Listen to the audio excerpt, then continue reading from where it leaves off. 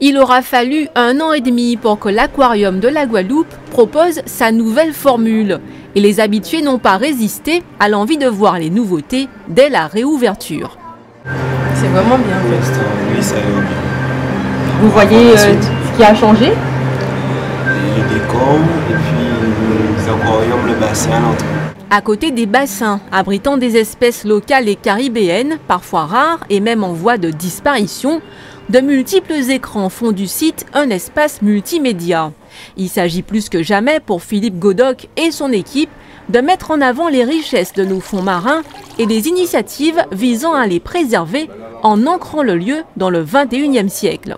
Alors l'aquarium avait 30 ans, on avait ouvert en novembre 87, ce qui fait que les moins de 30 ans n'ont pas connu la Guadeloupe sans aquarium. Et puis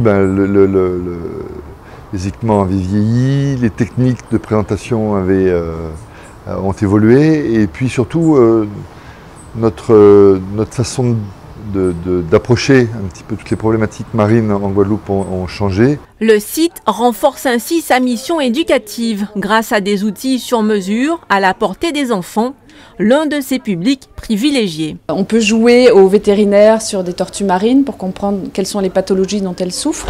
On peut comprendre à quoi sert la mangrove en termes de frein contre l'érosion littorale et contre les vagues des cyclones et des tsunamis.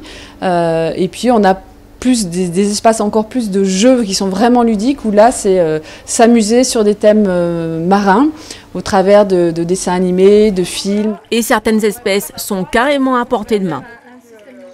J'ai eu la curiosité d'essayer, de voir plein d'espèces là qu'on n'aurait pas pu, quand on va sur la plage, retrouver. Et là au moins on sait la faune du pays, c'est très intéressant. On n'a pas l'occasion d'approcher des animaux marins comme ça. Voilà. Avec cet investissement de 3 millions d'euros, Philippe Godoc entend bien séduire plus de visiteurs. Jusqu'à maintenant, les touristes représentaient plus de la moitié de ceux-là.